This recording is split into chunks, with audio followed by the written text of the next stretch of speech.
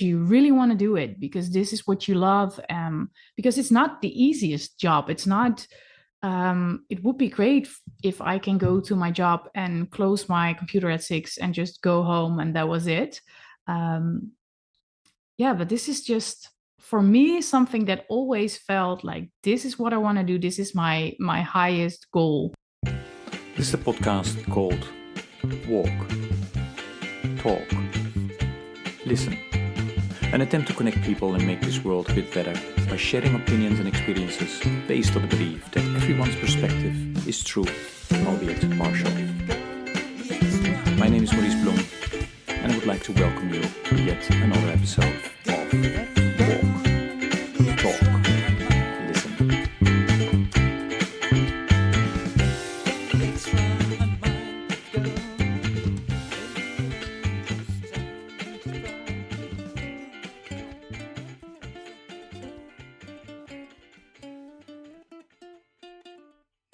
Okay, good day, everybody. This is another episode of the podcast Walk, Talk, Listen. And as always, I'm delighted with today's guest, who has a podcast herself. So it's really interesting conversation today. And she will introduce herself. Marike, please go ahead. Yes, well, thank you for having me. I am Marike. I'm 33. Okay, I'm turning 34 in 5 days. Yes. We should have waited 5 days then. Yeah, maybe. I'm married to Ruben, and we have 2 daughters who are 5 and 3. And in my daily life, I work as a midwife in Amsterdam. And I have a podcast together with one of my colleagues. And we will talk about it because it's really an interesting topic where you, I will ask you to explain about it. But Marike, my listeners are really interested in, hey, where did you grow up, and how might your childhood, how might that have influenced the fact that you're now a midwife?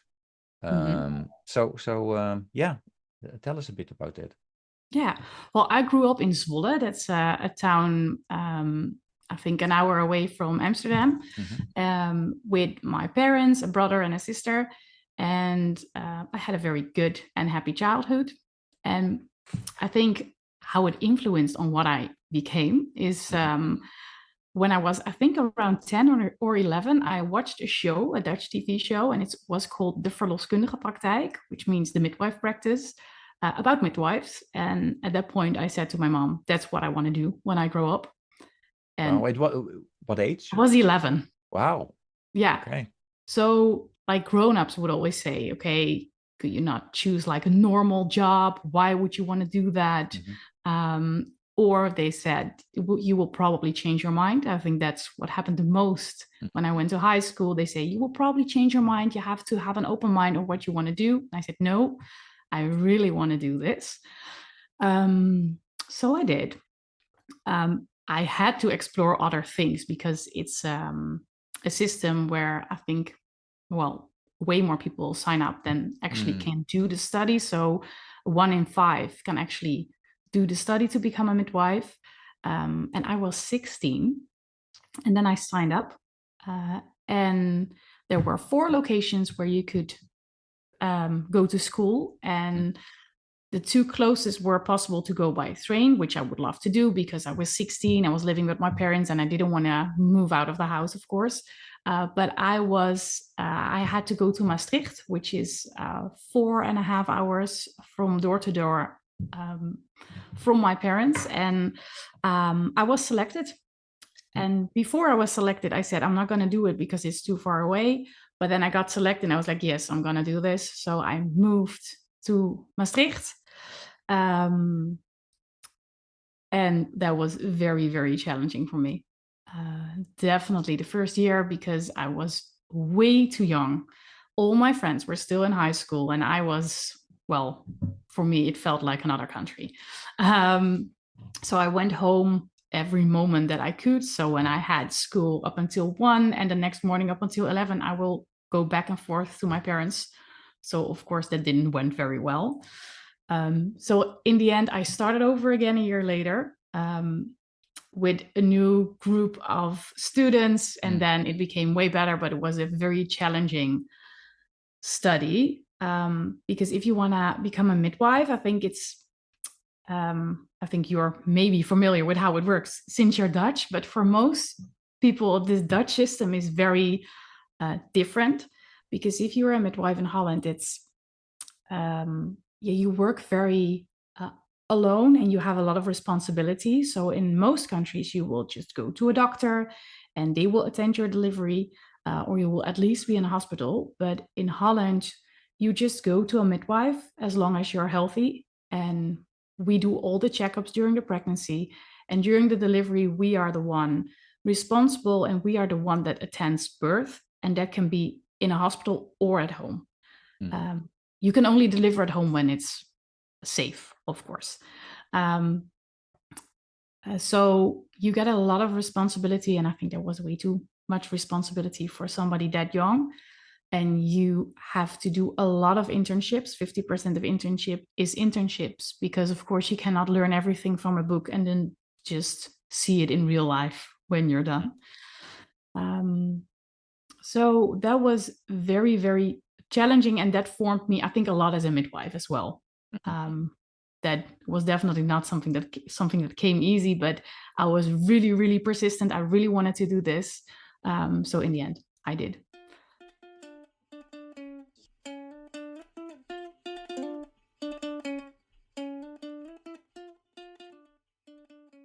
Questions about that journey then is, because I do understand that when you see something on television, you might get inspired.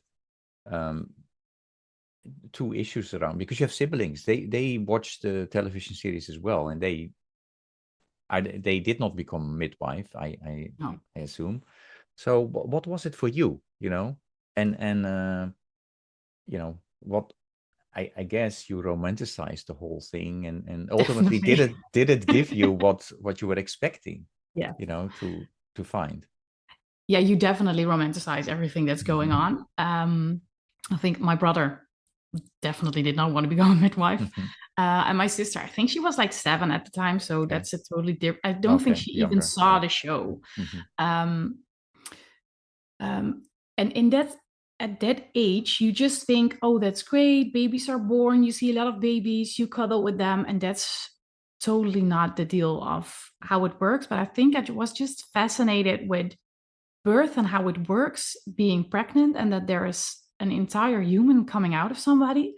And I think it's kind of a calling. If you know you want to do this, you just know. And I think it's of course not the easiest, and it also asks a lot of your private life. So it's something that you really, really want to do. And I just knew that from a very, very early age. Yeah. And when I was listening to you, what I was fascinated is, but then when you started, you get a lot of, it's not going smooth, right? No. But you are, you were persistent. And yes.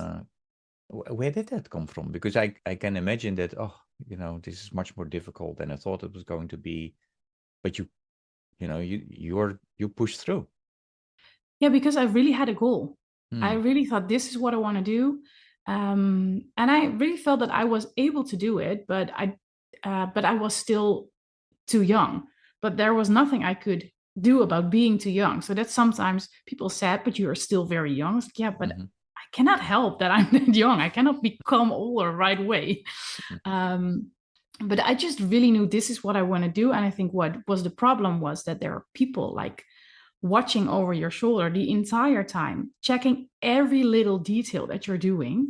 And then, that just scared me a lot. So that was what's hard for me. And I thought, once I will do this alone, I think it will be more fun. That was definitely the case. Yeah. Okay. Interesting. And then when you, how many years is the study? 4. 4. Wow. But it took me 6. Yeah, you took the whole. It took a lot of time, but I was still 22 when I was done. Yes. Very, very young. And then when you were studying, did you not also have? Did you come to a point also where you thought maybe, I would like to know more than only deliveries and go into medicine? Maybe was that ever a thought in your mind? No, it was always midwife. That's yes. Yes. Okay. I think it's quite kind of an all-round thing. Like you have the checkups before, so you have to know a lot about how does a body work? What if something goes wrong? So there is a lot of medical stuff, but there's also a lot of social stuff, psychological stuff, because people are making such a big transition. And as a midwife, you have the honor of being a part of it. So you can just be there from the moment that people realize that they're pregnant up until there is a baby. And I think for me, that gives a lot of more satisfaction than just doing deliveries. So it's because I know people, and that's what I like, and that's what I love. Okay. Can you tell a little bit about where you work at the moment? Is it linked to a hospital? Do you have your own midwife clinic? How does it work? And especially keeping in mind that we have listeners from all around the world. So as you alluded, it's very different how midwives work around the world, right? Yeah, I own my own midwife practice with 2 other colleagues and a few other midwives. So we work in 2 teams, and it's in the center of Amsterdam. But when people are pregnant, they can just sign up at the moment that they're pregnant, or they can come in before to talk about becoming pregnant and what you can do to, get the chances higher or be as healthy as possible. But at the moment that people are pregnant, they come to us for checkups. So first we do an intake, we do ultrasounds, of course, to check, okay, how far along are you? Is everything looking well? If everything is going well, we do the entire process of the pregnancy. So for everything that's pregnancy related, people will contact us, and we will see each other in the beginning every 4 weeks for a regular checkup and extra scans in between. And the further you are in a pregnancy, the more appointments you have. So in the end, you see people every week, because the risks are getting higher in the end of the pregnancy. There are more things you need to pay attention to. And then at the moment that people get in labor, they call us and we come to their home to check if everything is going well, how far along they are. And then at one point, then we relocate to the hospital if that's where they want to deliver, or we stay at home. And that's what I said before, but only when it's safe. I know it sounds very scary that in Holland you can deliver at home. And then people think, ooh, they are doing crazy things there, but that's definitely not the case. I think it's because we have a profession that's so different than in a lot of other countries.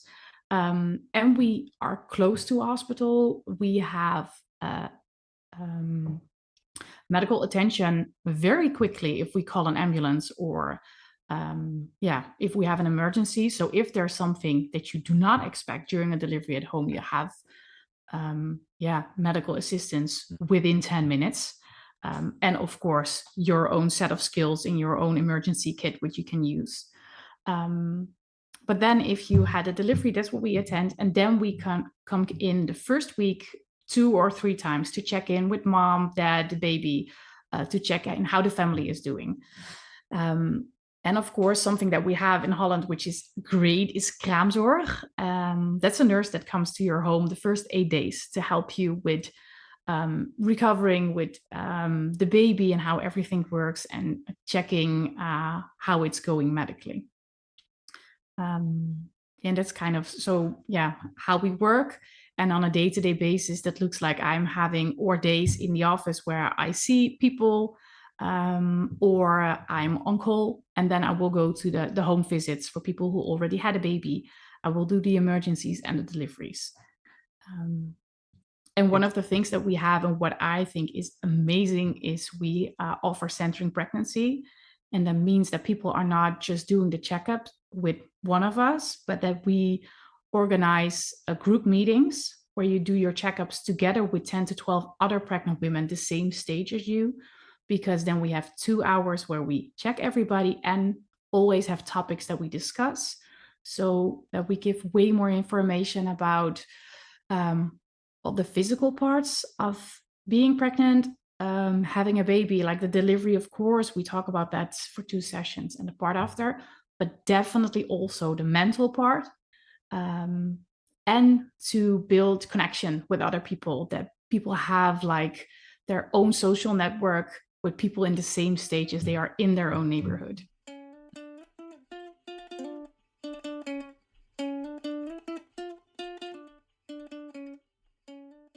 It's fascinating, and I will have some questions in terms of, because my listeners know this, I'm a trained anthropologist. I've worked in many countries.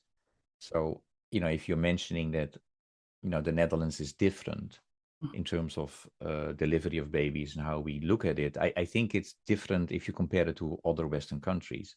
Yes. Not necessarily with the countries where I've worked, Indonesia or Bangladesh, where, delivery is, the women would almost work until the last moment on the land and deliver.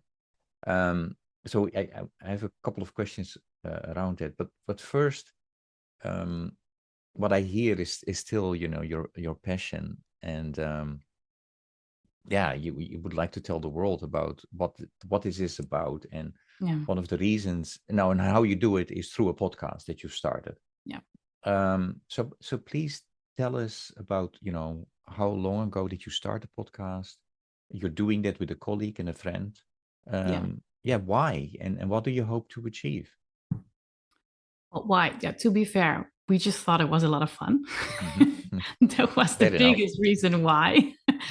Well, I think it started because when you say you're a midwife, people just assume right away you have a lot of crazy stories, which is true.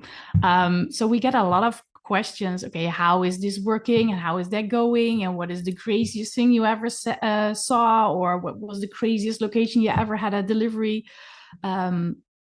And we have a lot of situations that we thought, oh, we should write a book about this. But then we thought, well, a book is quite a lot of work. So why don't we just start a podcast about everything that's happening?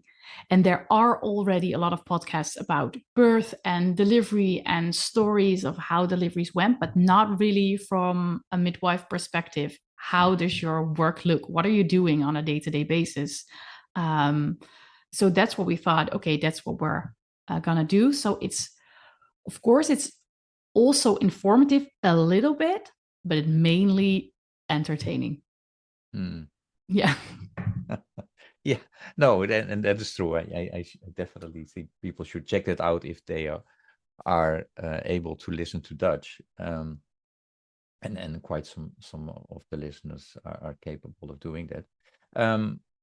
So talking about the different things that you address, and that is, I listened to an episode where you're explaining about delivering in the water, in the bathtub, and some very interesting anecdotes. But going back to differences, right? And because you live in Amsterdam, it's it's a multicultural city. Definitely. When I was listening to you, we are doing things differently in the Netherlands. I think it also a lot has to do with that we think as Dutch people that, pain is part of life. Yes. And, because when I talk with my American friends, it's very normal that you will get a epidural. You deliver in the hospital, so it's much more medicalized. Yes. And so yeah, how do you see that? Where do you think it comes from in the Dutch culture?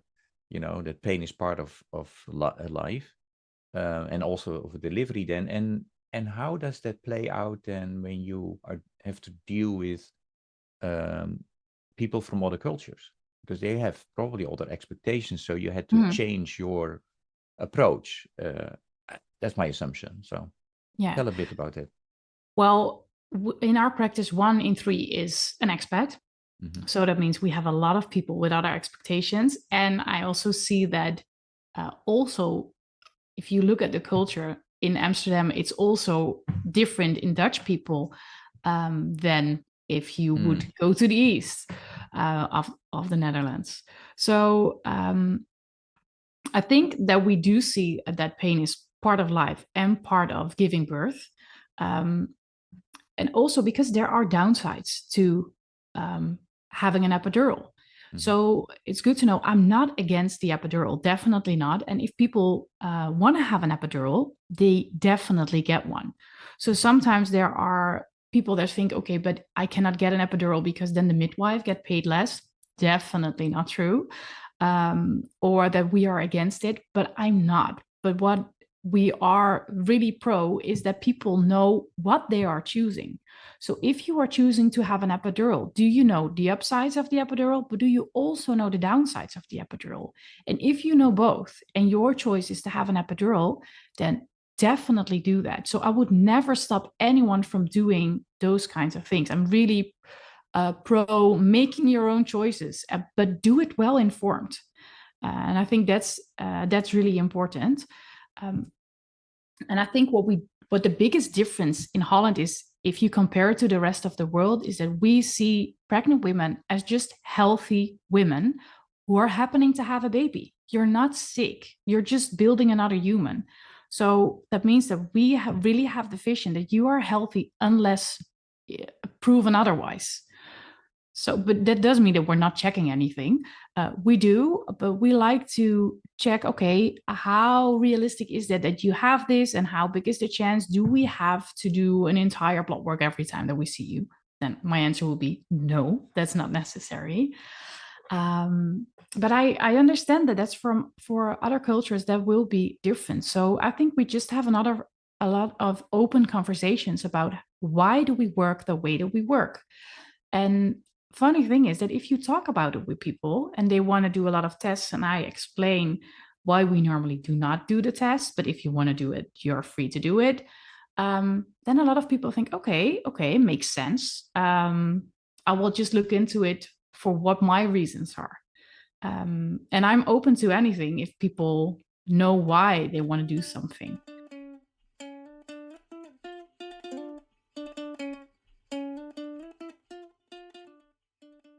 I have a question for you in terms of, because you mentioned in the beginning you have 2 kids, right?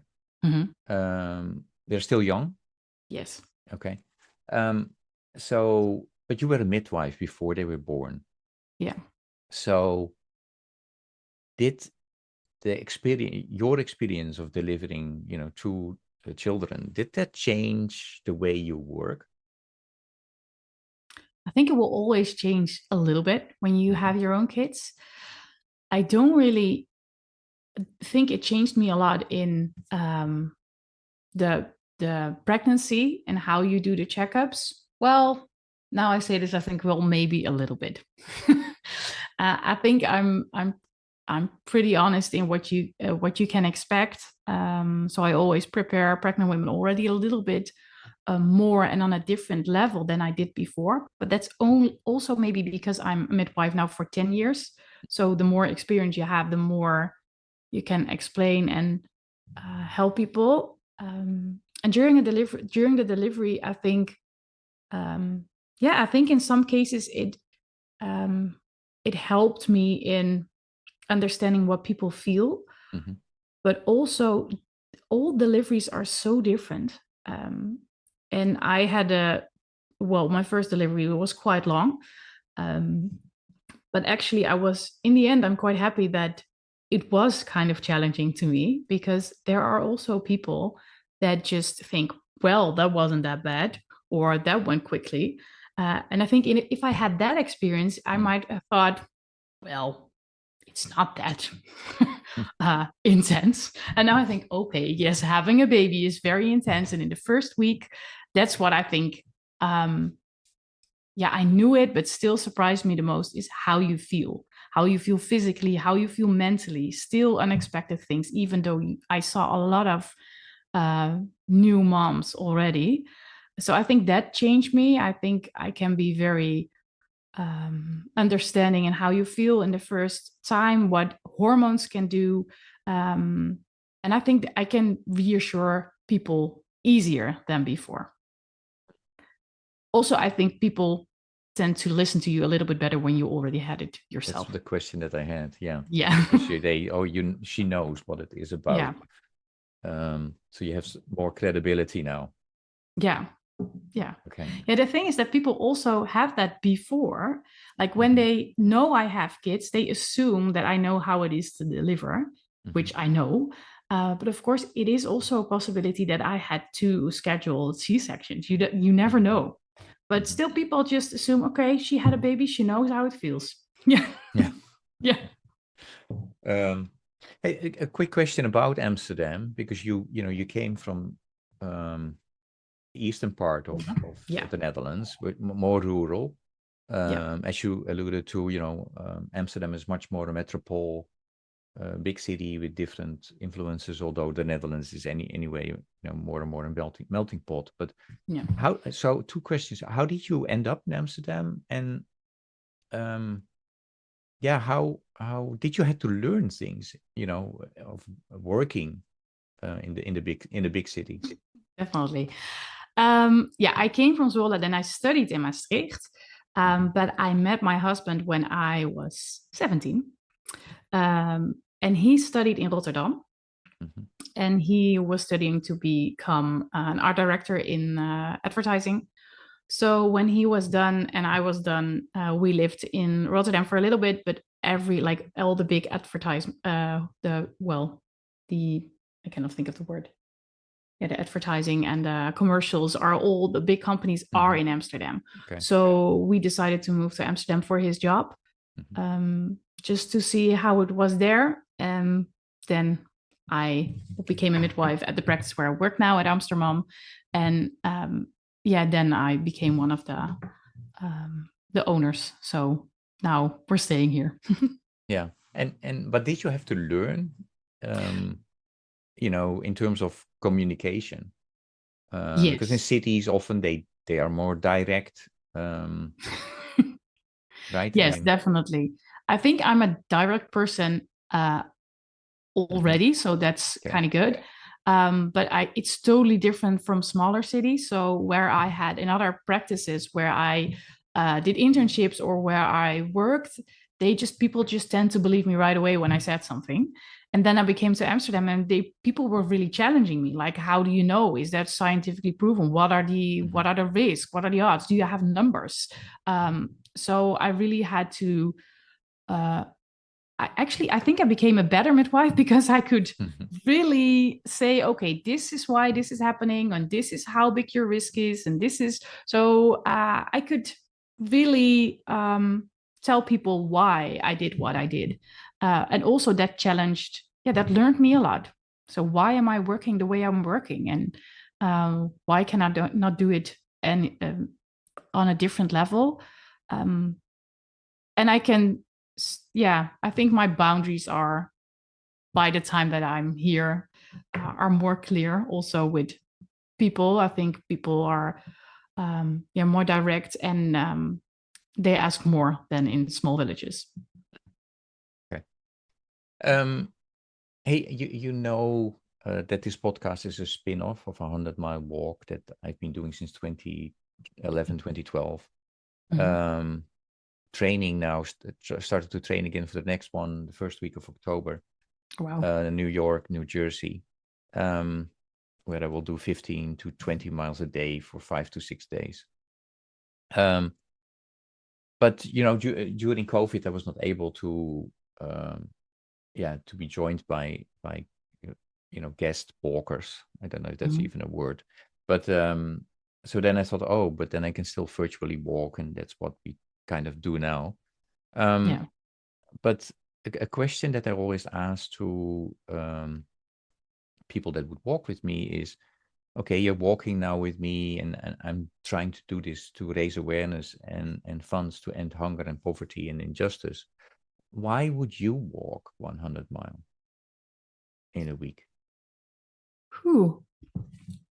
Good question. Why I would walk 100 miles a week? Yeah, I think you asked also in the questions before about the sustainability goals. And then I thought, I need to check what are the exact sustainability goals. And it was really big and a lot of things. But then I saw a little pictogram about that every 2 minutes there is still a woman dying because of pregnancy or birth or postpartum. And I thought, well, that's a lot.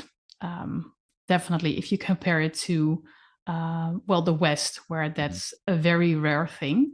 So that's definitely something that I would love, that there is more awareness of that, and to, that there are more good foundations in families, that there's more health, that there's a good start for like every baby with a healthy mom. Because I think the family is a very big foundation in how you grow up, and a good start would be great. So I think that will be it. Okay, and that's sustainable development goal number 5, SDG 5. I will have another question to you about it later. When I was listening to you, also you mentioned something which I found interesting. Because I've been living now for the last 15 years in the US, so I've heard the phrase here a lot, but not necessarily in the Netherlands. And I have to admit, I've left the Netherlands more than 30 years ago now. Yeah. But you mentioned in terms of why, when I asked you why are you a midwife, you mentioned, you used the word calling, so that's roeping in the Netherlands. That's a word that I often hear in the Netherlands, in the US. Yeah. But I barely heard that in the Netherlands. So, tell me a bit about that. What do you mean when you use that word? Yeah, I think if something is really your calling, it's just there. It felt like there was not really another option. This is really what I had to do. Was for me felt like a plan for my life. Well, maybe not my entire life, but definitely something that felt for me like this is just really what I want to do. And I think I do have to admit, I don't have a lot of friends that think that their job is their calling. But I think for certain types of jobs, that's really how it is. That's just, this is what you do because you really want to do it, because this is what you love. Because it's not the easiest job. It's not, it would be great if I can go to my job and close my computer at 6 and just go home and that was it. But this is just, for me, something that always felt like this is what I want to do. This is my highest goal in life. I also really wanted to become a mom, but besides, like professionally, this is really what I wanted to do. Yeah. And in the US, when they use the word calling, it's very often linked with God, religion, spirituality. Yeah. Is that the case for you as well? Well, I am a Christian, definitely. But actually, I never linked this with my religion. With your faith, yeah. No, not at all. No, I don't think it has anything to do with my faith. I don't know if, you can see it like that, but for me, not necessarily. It was not really like that. Yeah. No, I find it interesting because of, in the Netherlands anyway, first of all, I think we are much more private about, our thoughts and feelings. Mm-hmm. Or if we have faith, linked to a faith, to mention that.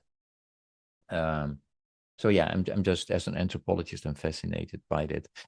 Talking about faith and the religion and spirituality, that's a topic that we often discuss when we walk, and I think it has to do with, especially after, if you go more than 10 miles, things start to hurt.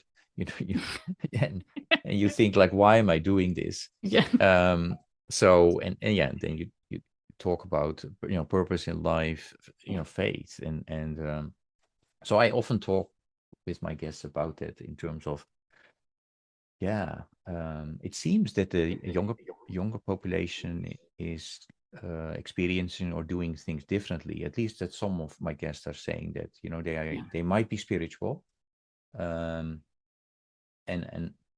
they are not religious. And what is meant with that is, they don't necessarily believe in institutionalized religion. I think often that's the case. So I've been asking a question to all my guests. What do you see happening in your environment where you live and work in Amsterdam, with regard to youth and their take on religion and spirituality?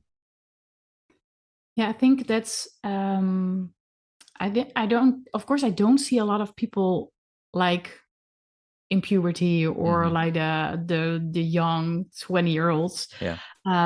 So I think that's hard to say, but what I go to a church in Amsterdam, and that is growing, which I think is very nice, because in most of the cities in Holland, the church is getting smaller. Yeah. So I think there is a trend in people are going less to church and being less strict about how they see it, if they really take the Bible literally, or do they think, well, it's a nice story and it has some nice guidelines, but I'm not sure how it works.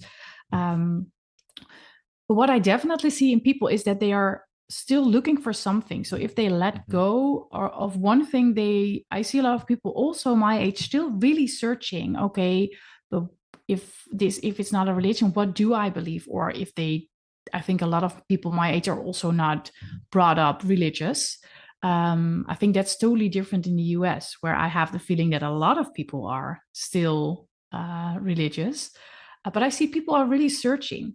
And I think Amsterdam is also kind of a bubble. So I think you have Amsterdam and the rest of the country. But what I see in my Amsterdam bubble is also people searching. I think there are also a lot of people going the spiritual way, but kind of like the new age way is also what I see a lot. But now recently, I also saw quite a few people that went back from that to being very, being Christian again. So that's kind of what I see. But I do see that people really do want to hold on to something. Yeah. And why do you think your church is growing? Well, I do think we have an amazing church, to be honest. I always say if I ever leave Amsterdam, what I'm going to miss most is my church. Because what makes it special then? Yeah, I think I grew up in a church which was okay. It was the only thing I knew. So it was for me it's a very traditional church. But what I saw is, and what I still see in a lot of churches is, where I grew up is churches with highly educated people, families with at least 2 or 3 kids, everybody's white. And then when I came to Amsterdam, I live in Holland, you have the Bible Belt. And Zwolle is kind of on the Bible Belt. So you have a lot of churches there, a lot of Christian people. I went to a Christian school. So for me, it was kind of a very Christian bubble when I grew up. And Amsterdam always felt like, there is, I don't know how it's called in English, but Sodom and Gomorrah is what we call it in Dutch. Yeah. So that's where all the bad things are happening. And when I came to my church here, it felt so much like a community. And it's very intercultural. So we really have a lot of cultures, like everybody, like it really represents Amsterdam. So many cultures from every part of society. And that really, really taught me a lot about people and how you can experience your faith and it learned me so much about so much people.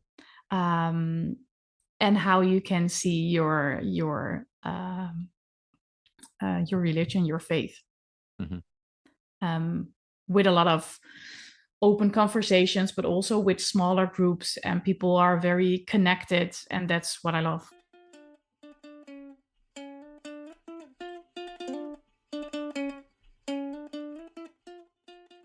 Sorry, I should have translated that kind of for the listeners. So, what you were kind of alluding to, more like the Sodom and Gomorrah, the devil, not sticking to the rules, going crazy. Yeah. And it's both in Christianity as well as in Islam. They are alluding to that. Okay, interesting. I would like to go back to the SDGs, to Sustainable Development Goals. You mentioned SDG 5. I'm not surprised that you mentioned that. Do you know that these goals were set up, 17 goals, not perfect, but I really think it's a good framework to work on as a world. We are not making the progress that we should make. I know. If it continues like this, on average, we will reach only 15%. We had a little bit of setback due to COVID. Now, there is this growing group of people that said, one of the reasons that we are not reaching those SDGs is because, though we are requiring process and system changes, and you can't, achieve or reach them if you don't work on the ability, skills, and knowledge that you need as individuals and as community. Yeah. And as a result of a whole long process, they came up with 5 inner development goals: being, thinking, relating, collaborating, and acting. And then 23 skills. And the skills are like empathy, critical thinking, name it. I asked you to have a quick look at it. Yeah, what do you think if you hear this in terms of, does it make sense to work on these inner development goals as well if you want to reach those SDGs? How do you see that? Yeah, I definitely think so, because I think what I see now, definitely, I don't know how it is in the US, but I think kind of the same. But here I see since COVID, there's really, I think people are kind of losing connection. So a lot of people are staying in their own bubble and just feel like, okay, but I'm doing fine. So why don't you just work harder and reach what you want? Or I think people are really focused on themselves. And I think, for example, if you look at the connecting part, I think if you know more about the people around you or about the world around you, then I think you will also have more empathy for how it should change. Because of course, if you are here and it's getting warmer and warmer, yeah, there's a lot of people say, oh, but I would like to have a hotter summer here. And then you are totally forgetting the people who are hitting it the hardest. So I think it will be perfect if we just work more on connecting to each other and really learning about what is going on, like educating people, so that it's more alive in people's life, and that they're feeling really motivated to change something, to do something. And on the other hand, I also do believe that a lot of the big changes should also come from the big companies who are saying, okay, but the customer wants this and this is what works. But sometimes, yeah, of course, if everything is available, if you can fly for 100 euros to Rome, then a lot of people are going to do that. But if you are not making it possible, that would also be working. But then, of course, on the other hand, people will say, but then only the rich people can do it. So I think it's also a sensitive topic, which would be great if we could solve it easily, but that's clearly not the case. Yeah, no, and therefore it's called also. I mean, a lot of people call it the polycrisis, and other people call it an existential crisis, right? I mean, in terms of think about more than only humanity. Also think about the planet. Think about learn from the indigenous population who think in terms of the 7th generation. And I think that might be an interesting concept for a midwife in terms of what do you want children 7th generations from now to say about you as being the ancestor of theirs. So I would like to piggyback on a word that you've mentioned a couple of times, and I did not, this is really on the spot that it come up, and you used the word connection, and what I really agree with you. That's really important, connecting and as a start for conversation and understanding. So I came up with a question where I connect you with the previous guest. Yeah. And the previous guest has a question for you. And so how can we best mitigate misinformation around health and public health issues.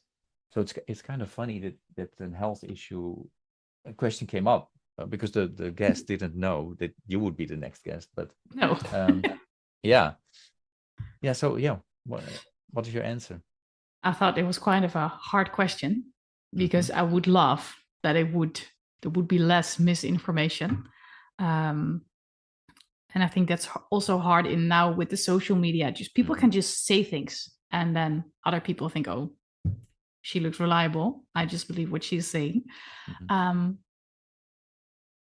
It would be nice. I think in misinformation, I think for medical assistance, I think I don't know how that is in the US if there's an English site, but for example, in Holland, you have a site. If you have complaints, you can check first the website before you call the doctor to say, okay, if this is really the case and what is going to happen, what is normal. So I think those things can really help. But also I think just education for kids in how to read certain things, because I think in the end a lot of people say about things, oh, but it is proven that it is like this or like that, or it was in a study, and quite often it turns out that was not proven in a study. So it would be nice if you get just on high school information about, I think, the basic medical things, but of course you get it in biology, like how does your body work, but also how to learn how to search for the right information. How do you check your sources? What is how do you know that it's true and it's not true because your aunt just told you so? Be critical about what you hear and if it's really true, and that's what you learn to younger people just in school. Make it a topic.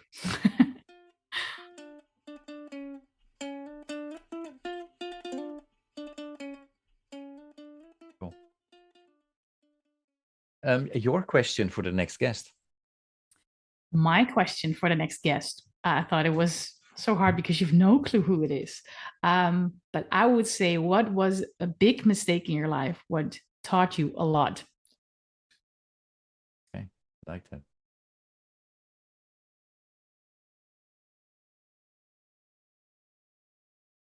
And I will talk with the next guest tomorrow. And I'm not going to say who it will be, so you need to check that out. That's okay. Marike, these conversations always go fast. There are a couple of questions that I really would like to ask you anyway. So if we can go for more rapid fire style, that you give shorter answers, that would be great. Music is very important to me, so I always come up with a question about music as well. And the question is, if you had to choose a song or a piece of music that best embodies what you are about, for a big part, of course, which song or piece of music would that be and why? Yeah, it is a Dutch song, since I'm Dutch. It is a song by Typhoon, and it's called Gezegend, which means blessed in English. And he is a very great Dutch artist, and he is singing about, or the song is about, believing that everything is okay. I think he grew up Christian, lost track a little bit, and then came back to it. And this song is about that God is just looking over your life, and that you're blessed, and that it will be okay. Okay. And I thought that was a very good song for, like, okay.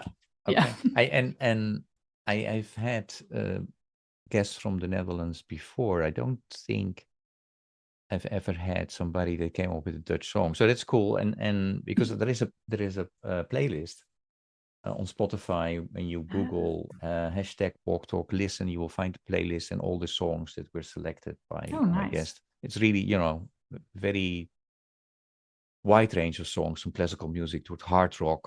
Dutch. And a lot of Bob Marley, I heard.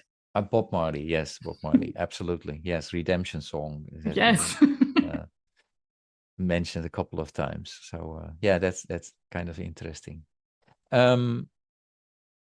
Okay, then in the US there is there's a person, I don't know for sure if he's still doing it, but he was working for CBS, Steve Hartman, and he was examining one simple act of kindness and if it can create a ripple effect, yes or no. So I have two questions around this. One simple act of kindness. Do you believe that it can have a ripple effect?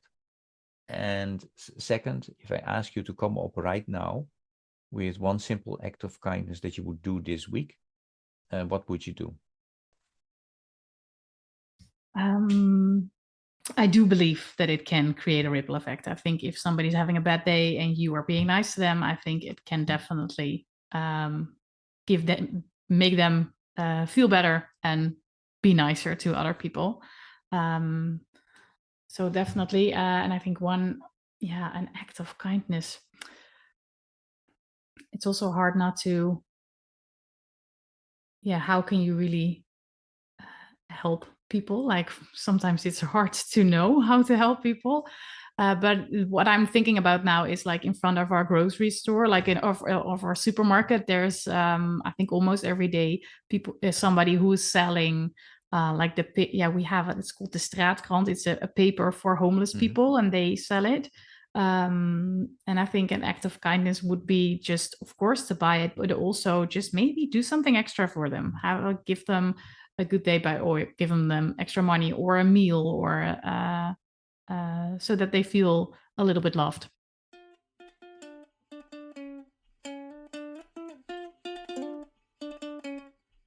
Okay.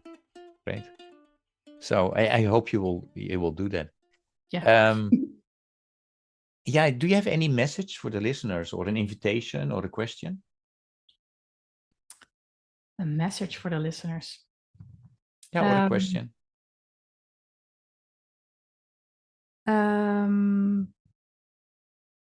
No, I think a message would be to help each other a little bit, to see how if people are struggling, how to reach out to them. I think I see a lot of people who need a little bit of extra help because, of course, if you just had a baby, you're kind of in a vulnerable stage. And if you have any hesitation about how can I help people, just bring over a meal, drop it at the front door. Just something small that people know that you are thinking about them, and not only that you ask, can I help you? Because that's something sometimes too open. Just do something actively, a small thing, and it can help a lot. Yeah, these conversations always go fast. Yeah, is there a question that I did not ask you that I should have asked you? I don't think so. I think you asked everything. Why should people who can understand Dutch, why should they check out your podcast? Why they should check out my podcast? I think because it's fun, and I think it gives a very good view on what we do on a day-to-day basis as a midwife. So what do we see? Of course, it is you have the privacy, so you cannot tell everything, or the people know who we are talking about or what we are talking about. But just to get a little bit of an idea, how do we work and why do we do what we do? And you can hear all our nice birthday stories. Okay. And so I would really concur with that. I've listened to quite a couple. It's a fun listen, informative at the same time as well, astonishing as well some of those stories. So I really encourage you all to check it out if you can understand Dutch. Yeah. Or maybe it's a good way to learn Dutch. So thank you so much, Marike, and good luck. Thank you for everything you do, and awesome. Thank you so much. Well, thank you for having me. Oh yeah, no, it was fun. So yeah. Good. Okay. All the best. You too. Bye bye. Bye bye.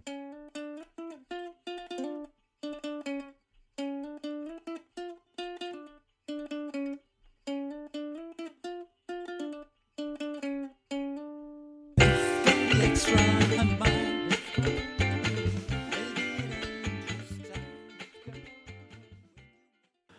you for listening to Walk, Talk, Listen. Please check us out on 100mile.org or follow us on Facebook or Instagram.